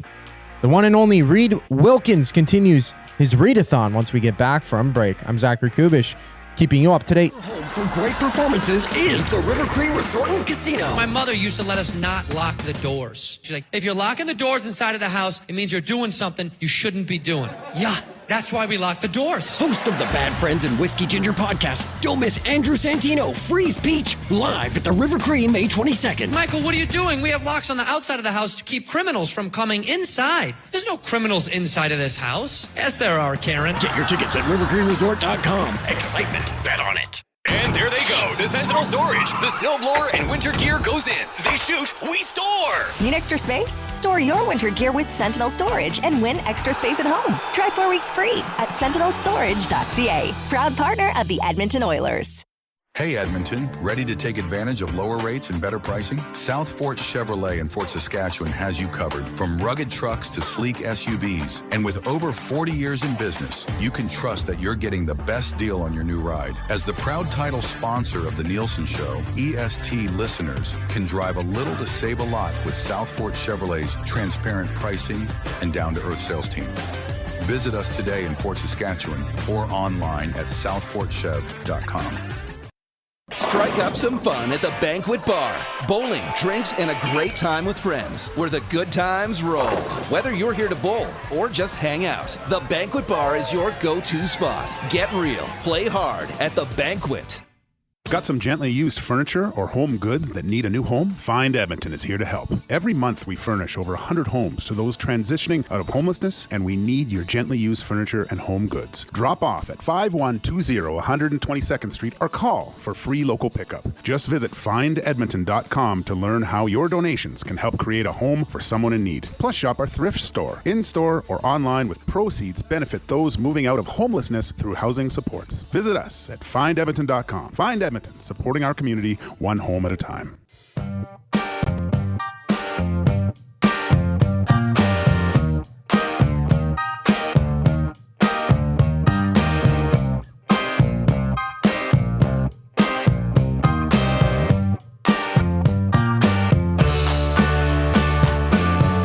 .25. Welcome back to EST Afternoons here on Edmonton Sports Talk. Joaquin, Gage, Zach Kubish, Hernan, Salas. And we're joined by the one and only Reed Wilkins. The Reid-a-thon. How did this start? I jokingly said on my morning show hit that maybe I should be on every show today because I was going to be on the Hangout. And then Dustin was like, yeah, I might as well do that. And then we just started doing it. You're even on the Lock Shop. Yes. Yeah. Literally every show. How was that experience? Pretty good. Yeah, I don't think I'd ever been on the Lock Shop before. Yeah, I don't think many of us have. I'm not allowed. Yeah. I think only Maddie, because he fills in for Dustin. Right. He's got a relationship with Huss and stuff. Those guys. Interesting. Yeah, it's pretty good. I should have, if I would have known we were going to do this, I could have planned it. I could have brought a different shirt for each hit or something like that. And I was not in studio for the Nielsen show hit. I did consider, since I was going to be on the Hangout, I considered coming in for the hit and then like leaving, going to 8 to 9 and get a coffee and a breakfast sandwich or something. But then I just slept till about 7:25. Got up, did the 7:45 hit. Then I just like showered, grabbed coffee and a breakfast sandwich, and then came here. Well, like the Oilers, there's always next year. There really is. Just kidding. How excited are you for the CFL season? How excited am I for the CFL season to start? At the Or it's moment, not on your radar yet? It's not on my radar right Okay. now. But I am excited to have the commissioner on the show today. Yeah, it's gonna be great. Yeah, Jay and I prepared some questions for him. I've never spoken to him, the man, obviously. I think it's interesting that he was with TSN for a long time, which is very closely linked with the league. We will ask him about CFL. What is it? Season-long fantasy that Dustin wants. I think Jay will ask the question. He'll know how to word it better than I would. Yeah, it's going to be fun. I think rookie camp kicks off on May 7th. It's right away. You ever head down to camp? No, I never really covered camp. Okay. Yeah, I wouldn't go cover the Elks in person that often. Yeah. Like very rarely since we had Dave Ann Morley on the scene. That's true. Before. You're always there for the big announcement. I would try. I would try to go. Yeah. Did you ever see me at one? Yeah, you were there for the Victor Cui when he was let go, Chris Jones. Oh yeah, that's right. I was. See all the firings that one summer I was there. Yeah. Because I think Jay was at a few too, and you guys went live, or you weren't with them yet. You weren't with us yet. No. Or EST. I'm so confused right now because I was with the Elks, but you know what I mean. Yeah, I know what you're talking about. Yeah, I was there for some. We had all the live stuff with all the hirings in November and December. Yeah. Yeah, this time around. And you're a season ticket holder? Since 1997. Yeah. Nice. Yeah, a long time. Wow. It's great going to the stadium, eh? Yeah, it is. I mean, I like going, and especially when I lived in Lloyd, that was, spending time with my mom and dad. Oh, because he'd come. Do in, they go? to a game? Yeah, we got 3 tickets. Nice. Yeah, we still go. I like that. We haven't seen as many wins the last few years. We were there for. I don't know if we were there for every game of the home losing streak, but most. Were you there when they broke it against Ottawa? Yes. Yeah, which was pretty cool. That was a magical time. Yeah. Yeah, that was that was the highlight of the last 4 years, probably. Probably that win and probably the two. Well, honestly, probably the Queen's Wave game. Yeah, the Dean Faithful was better than walk-off. the rematch win this year, even though the rematch win this year was a sweep of the Labor Day series. And they the Elks destroyed the Stamps this year. Stamps that's probably the worst Stamps team. Well, and since there was a 03 or 05, they were pretty bad. One of the years they won at Edmonton won the cup, the Stamps were pretty bad. Do you do tailgating?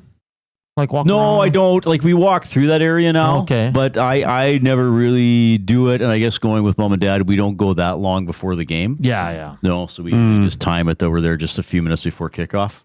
Nice. Yeah. Nice. I would tailgate. I'm not saying I wouldn't. It's just It's fun. It's great.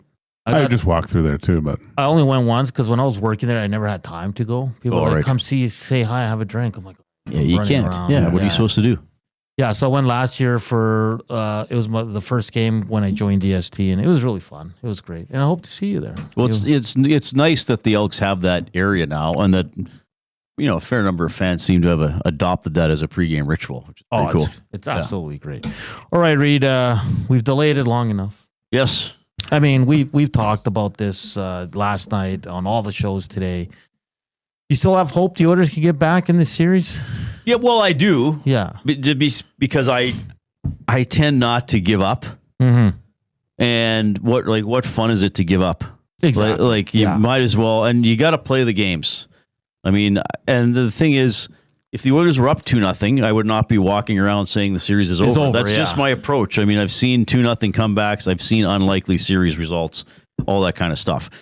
But the way the Oilers have played, there's, what did I say on Two Guys and a Goalie? A foundation for pessimism. Yeah, that's great. Given how the games has gone, but yeah, I don't give up hope till you actually win the fourth one.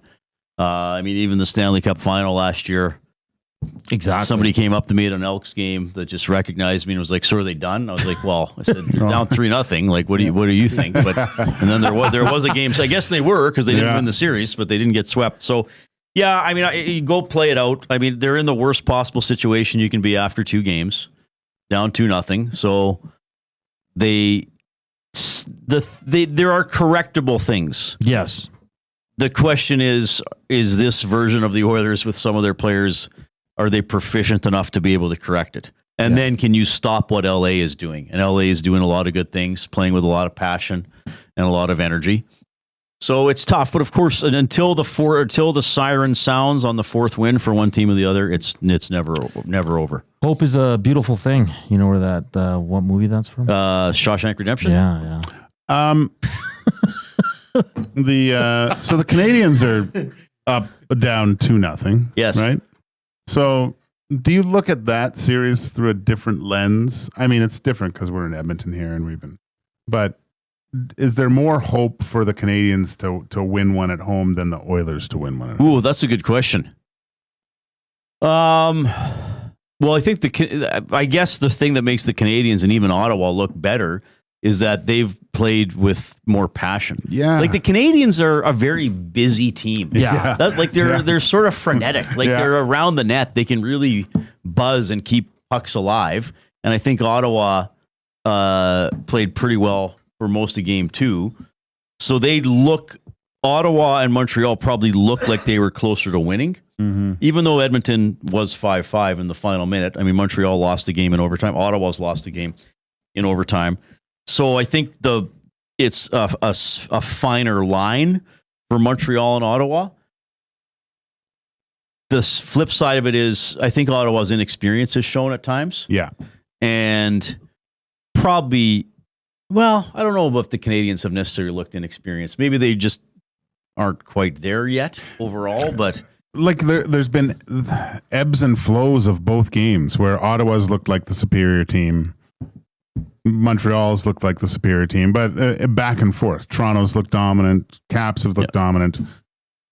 Edmonton hasn't really had, aside from Connor going nuts. Connor's been dominant. One period he dominated. But the team hasn't been. No. There hasn't been a moment where there's been consecutive shifts with offensive zone time where the Kings were like on their heels. I felt like, and that's why, like Knob said today, he's like, we've had really good zone time, but I'm just like, really? Well, maybe you have, but it doesn't seem that way because it's never anything at the net. Yeah.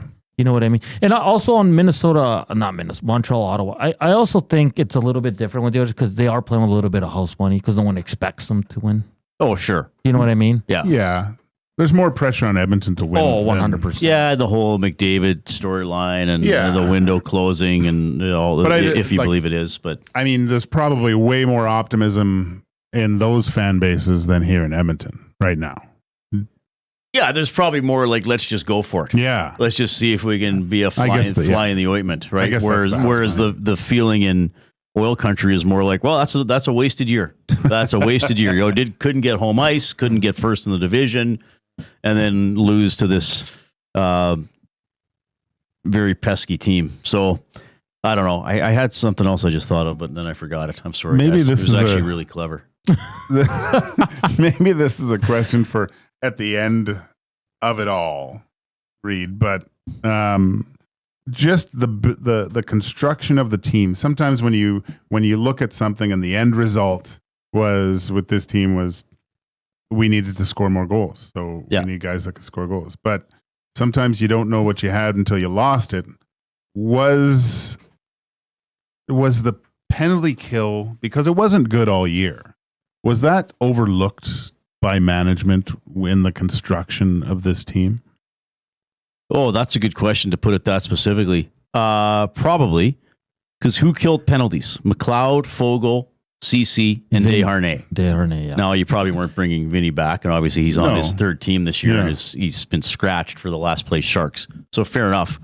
But yeah, I think that maybe they overlooked the penalty kill or thought they had players who could step in and do it that haven't been as good at it, because clearly They haven't been. I mean, they're getting picked apart, and it's not all just on Josh Brown now for the first goal in game one. The thing I was going to say was also today, when we go through our show, I watched the Jim Hiller media availability from this morning, and I'm going to play a couple clips from him. And one of the things he said about that was, even when Edmonton was in our zone, because he was asked about going back and rewatching the game. Yeah. And he said, in the moment, in the first period yesterday, you're tense because they're in your zone. He said, going back and watching the game, they were not on the interior. So he said they might have had the puck in our end, but again, they're not really in a scoring zone or getting a lot of dangerous shots. There's not a lot of slot shots. There's not anything like that. They got to do a better job of that. Reed, how surprised will you be if Stuart Skinner starts? I'd be moderately surprised. Okay. Yeah. Because Gage brought a good point. He finds the poll interesting. Well, what was the poll say? I didn't. No, the when they pulled him, the time poll, the PULL. Yeah, because he says it's just a. He just finds it weird that it's almost like reset. You're going game 3. Yeah, it was. I mean, maybe, but I don't know. It was weird. I guess he didn't want to do it during the game, so he's not skating out and getting serenaded. Yeah. I mean, it's. But it's still pull. Why not let him finish the game though? The only reason you pull him out, and this is what I meant, is the only reason you pull Skinner then is because you want him to get ready for the next game. Yeah, maybe. I just don't get it. I was a little. I thought maybe he would just stay in, or maybe Knoblock would just think, hey, anytime a goalie allows 3 goals in rapid succession, I take him out. Yeah, even if it's the first or the third period. Yeah, the whole, and this is the problem, right? When you're getting beaten this soundly, and the score in game 1 does oddly flatter the Oilers, even though you still get credit for scoring goals. When you're being beaten this soundly, almost every decision or action by the losing team seems like it can be questioned. Any little thing, or all the stuff people are saying about Skinner smiling, or or then Leon and Connor looking mad. It's everything gets picked apart. I mean, the margin of defeat here for the Oilers has been pretty wide. So I can see why even that, the timing of pulling the goalie, it's okay, what are you doing? What are you thinking? What are you thinking, coach? What does this do to the player? What message are you sending to guys? Because there's only a few reasons why you really pull a goalie. He sucks. You're trying to get light the spark and ignite the team, right? Those are the two kind of. And I guess I said 3 goals in rapid succession. He actually didn't let in the third one. No, Pickard, I forgot about that. Pickard came in and let in the 6th one. On the first shot. What a shot, though. That was a pretty good shot. Yeah, I don't know. I think, here's what I think, and there's several ways to look at it. I think you go with Pickard tomorrow. If the Oilers lose, then you can come back with Skinner, and Knoblock can say, I've tried both guys. They both lost, so I'm going to go with the guy who's played more playoff games. If you come back with Skinner tomorrow and lose, then it's going to be, okay, Calvin, go win 4 in a row, baby. But what if they lose tomorrow and it's 2-1 and Calvin plays well? Then he probably plays game 4. Okay. Yeah. But if they just can't stop anything and it's another 5 or 6 goal game, then you probably go back to Stu for game 4. Because what happened in the Vancouver series? He came in, won, went in, lost, and then and played pretty good in the loss. Yeah. They were throttled in that game, and Miller got that bounce in the last minute to score the game winner. So we'll finish with this. Duck Dad says, this is wild. Lance Armstrong on his strongest PED binge would be exhausted doing what Reed is attempting. and not even a bit of sweat coming off Reed. Legendary. Well, how does he know I'm not on PEDs? What's coming up on your show, buddy? So CFL Commissioner Stuart Johnston will join us at 3:30. Nice. So that'll be interesting. Comments from Knoblock, Kulak, and Hiller. Mm-hmm. Marty Baron is going to be on the show.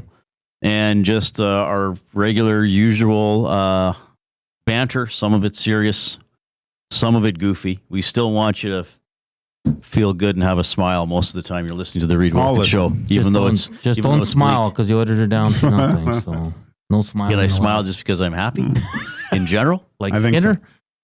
Skinner's just loving life. He's like, I'm a pro hockey player. 2 kids at home. Yeah, he's like, life's good. Yeah. Right? I guess.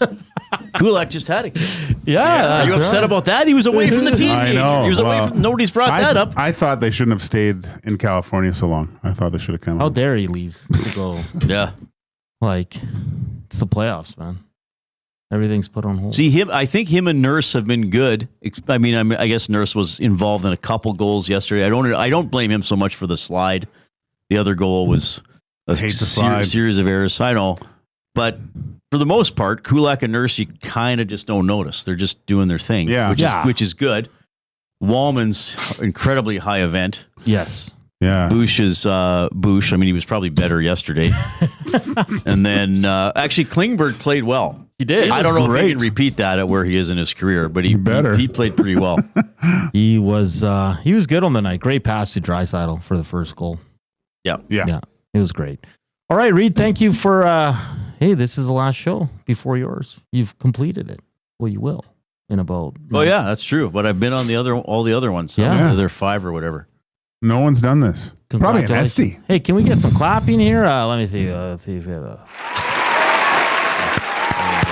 Jay will humiliate me with the word of the day at the end of the show. I like that. Go home on a low note. You're a good speller this week. Eh? I'm 6 for 6 spelling. Oh, that's really good. Yeah, you're really good. All right. All right. That's Reed Wilkins.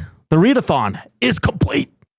He's coming up 3 to 6 with Jay Milne. He'll have the commish and Marty Baron. We're back after the break. Here's Coop.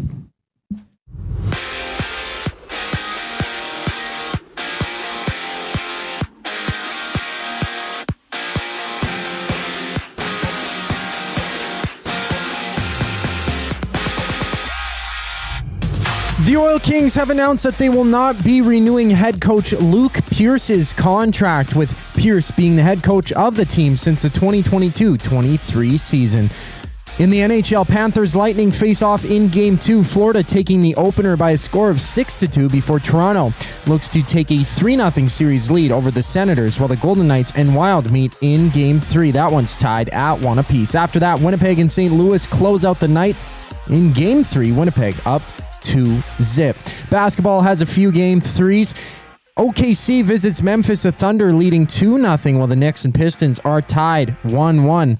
After that, the Nuggets battle the Clippers, with that series tied at 1 apiece. Basketball has 2 games live. White Sox and Twins game has been delayed.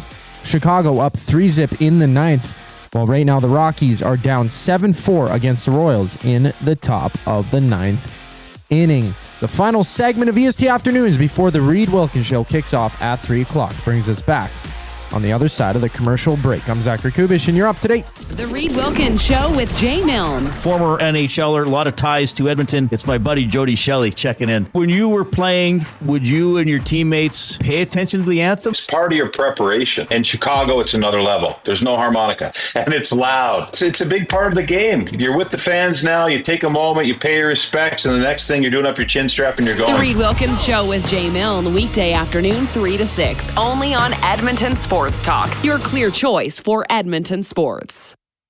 Your home for great performances is the River Cree Resort and Casino. My mother used to let us not lock the doors. She's like, if you're locking the doors inside of the house, it means you're doing something you shouldn't be doing. Yeah, that's why we lock the doors. Host of the Bad Friends and Whiskey Ginger podcast, don't miss Andrew Santino, Freeze Peach, live at the River Cree May 22nd. Michael, what are you doing? We have locks on the outside of the house to keep criminals from coming inside. There's no criminals inside of this house. Yes, there are, Karen. Get your tickets at rivercreeresort.com. Excitement, bet on it.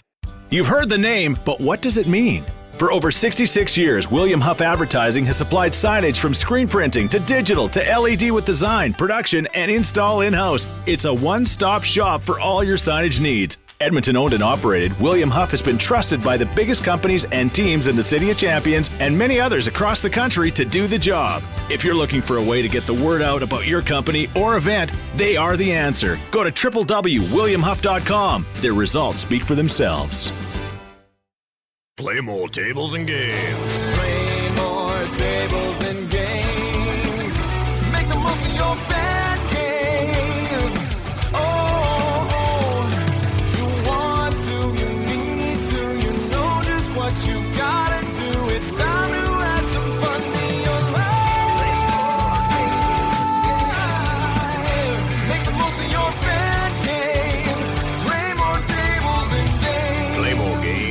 SportsTalk.ca.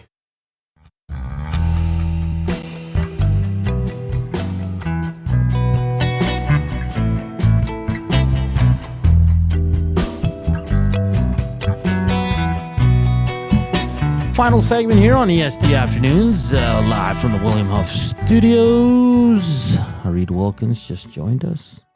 He's coming up 3 to 6. Then tomorrow we're back for the long haul game, 6 a.m. It all gets going with Dustin Nielsen. Finish it off at 8 o'clock. Tommy will be live from the Ice House downtown for the pregame show. Then we'll jump on late Friday night for the postgame show and hopefully talking about an Oilers victory. I'm pretty confident they will get the dub tomorrow. Gage is not as confident. But yeah, there's just the home crowd, I think, alone's going to get them going. They know they got to be better. I mean, and tomorrow morning's going to be great when they hit the ice. We'll know who's starting in net. Lots to talk about. If there's any lineup changes too, right, Joaquin? Whoever scores the first goal of this game wins the hockey game. I don't necessarily believe that. When are you going to start listening to me? Well, I'm really wrong. You were wrong yesterday and the day before. Your lucky hat doesn't work. Where is that thing now? Throw it out? No. Never throw out the green and gold, man. No, I don't. By the way, we're 33 away. 23 away. Sorry. I can't count. How is everyone else doing? In the nasty chat, everyone optimistic? Pretty much, yeah. Yeah? Well, it's kind of split. There's 50-50? There's the positive fans like Mike Pazuzu, Big Uke.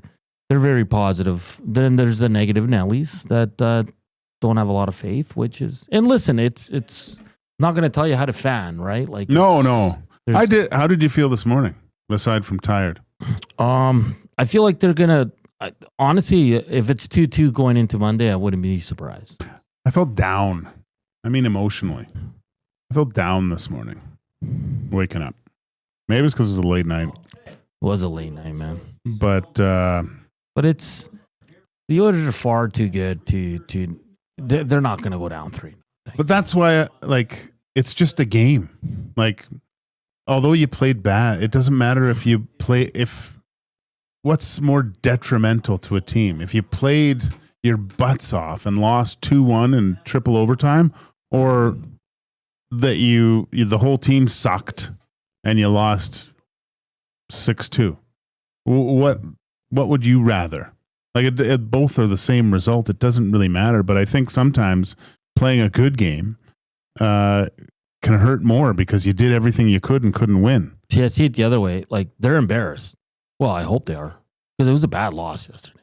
They were terrible. They were terrible. But I think that's gonna. Hey, boys, we're at home. We're better than this. Well, we're playing in front of our great fans. Let's turn this sucker around. And I think that's a better mindset to go into a game rather than, gosh, what do we got to do to beat these guys? Yeah, that's what I mean. That's why I think the 6-2 might help the Oilers tomorrow. Yeah, because like you said. Maybe it's like they played awesome. They all played LA last night. Then they still lost. They're probably in their heads a little bit like, man, what do we got to do here? See, and so that's why when I look at those other series, like in the Ottawa and Toronto, you go, oh, we're so close. We just a couple little mistakes here. You can't say that with the Oilers. They're like, we are just having to change the sheets because the bed's a mess. Koo, what do you think, my friend? Where's the optimism? Oh, he's eating? Don't worry. We'll go back to you later. Everyone cares. What are you talking about? Coob, the fan club, says, Coob said Oilers win the series 4-2. The Oilers are winning this series 4-2. Can they win 4 straight? I wouldn't put it past them. No, of course they can. But it's going to take, there's no passengers on this plane. Not one. I'm intrigued to see if there's lineup changes tomorrow. And I know it's not a lot because you have Kapanen and you have Jones out, right? Yeah. And Skinner. I'm not expecting 3 lineup changes, to be honest, but I'm intrigued to see if they kind of go away from Frederick or someone else. They're going to keep Frederick in. Yeah, it sounds like it. You can't really take him out unless he says he can't go. Because I don't think that works well for the potential of contract negotiations for next year. This guy thinks that the coach doesn't have, well, why am I coming back here? Right? Yeah. And oh, man, this is going to be interesting here. I picked the Kings in 7. You picked the Kings in 6. But I'll be honest, I did not see them being down 2-0 and getting butt kicked in one. I saw them being down 2-0. I thought it was a split. No. They were dynamite at home, and they're all juiced to play the Oilers. Of course they're going to win the first 2. Now it's to see what happens here, man. Oilers win one game, and it just changes everything. Changes the whole dynamic. Yeah. Like if the Oilers come out tomorrow and win 5-1, now you got LA. Now the pressure's on LA. Not so much. Still on the Oilers. You can't go back to LA to where they don't lose at home. The next 2 games are fully on the Oilers. LA's house money right now because they're so good at home. We just got to win our home games. Well, LA's probably like, guys, worst case scenario, we get 1. Yeah, if the Oilers can do this, can they win? If they can win 2 games in a row here, then you have some puckering going back to LA with the Kings because now they have to win. They know it's another game, but they don't want to go down 3-2 going back to Edmonton because they haven't won there yet. Then the mindset changes. So. Man, tomorrow. But that's just me. I don't know. I could be full of it. Game 3 is a big game, man. Yeah. Enormous game. The odd games are always the biggest because someone always takes the lead, right? Mark says, if they don't win the cup this year, I actually hope they get swept in the first round. Go into the offseason embarrassed and with plenty of time to rest and train. It's funny because the one year I was at the Perry Perns camps, and it was 2007 there, and like Horkoff was there and bunch of Oilers, and we were talking to him, and he was like, what? I wish we would have just lost in the first round because it hurt so much. You know, why go all that way just to lose? It sucks. Yeah, but you appreciate the journey. And George did it twice in a row. Oilers, right? He was with Pittsburgh and then with the Oilers. Yeah. So that's tough. That was really tough. Or Oilers, Pittsburgh. Oilers, Pittsburgh? Yeah. Pittsburgh Oilers, whatever. Oilers first. Yeah. The playbook says, you gentlemen, as concerned as I am about how infrequently McDavid looks to shoot. He's always done that, though. Both 5-on-5 in on the power play. That's just him. That's just him. You're not taking Someone tell him he's got 59 goals. Like he needs a hypnotist to come and go, Connor, you have 59. So if you score, you still think you have 59. Because that one year when he was going for 60, he was shooting everything. Oh, yeah. The runner says, imagine being Bouchard's agent and watching him just burn your yacht money every minute he plays. He's still going to get paid, man, whether it's here in Edmonton or somewhere else. He's going to get his money. Oh, we'll get into that later. We were having a pretty funny discussion, but a good discussion about that. Waddy says, blaming Skinner for every loss is the laziest take in the market. The team got older, slower, and smaller in the offseason. Yeah, I mean, but Skinner has to be better. He's part of the problem. He's not the whole problem, as some think he is. But yeah, he's 11 goals in 2 games is not good enough. And yeah, if you look at all 11 goals, you're not going to put them all on him. There's been some horrible breakdowns in front of him. Kings have made some good plays. Yeah, but you need saves. Yeah. And that first line, that power play for LA is rolling right now. They shoot. What do they do that the Oilers power play doesn't do? They shoot the puck. Shoot the puck. The afternoon inbox is presented by the River Cree Resort and Casino, home of the Kitchen Restaurant. Give me a sec here. I'm just pulling up the liner. Can't do it off memory, Gager. Sorry, I'm taking a little bit too long there. All right, man. Sundays and Mondays, 50% off the entire menu. Only available Sundays and Mondays, 5 p.m. to close. So make sure to check out the River Cree Resort and Casino, the Kitchen Restaurant. All right, guys. 4 games on tap in the NHL. Panthers Lightning, Battle of Ontario, Knights and Wild. And the late game is 7:30. The Winnipeg Jets and the St. Louis Blues. NFL draft goes at 6 o'clock as well if you want to chime into that. Tomorrow, it's another day setting up Game 3. Wow. We'll get tons of news from Oilers practice, and maybe we'll get our good buddy DVD to join us to tee up Game 3 as well. And of course, Zach to the future. We will not skip it. We will have it because it's become a very popular segment. Thank you for tuning in. Thank you for listening. Thank you for the thumbs up. Keep it locked here on Edmonton Sports Talk as Reed Wilkins, Jay Milne coming up. They will have the new commissioner of the CFL on the show at 3:30 along with Marty Biron. Thanks for everything, you nasties. You guys are wonderful. We'll chat tomorrow. Ciao, ciao.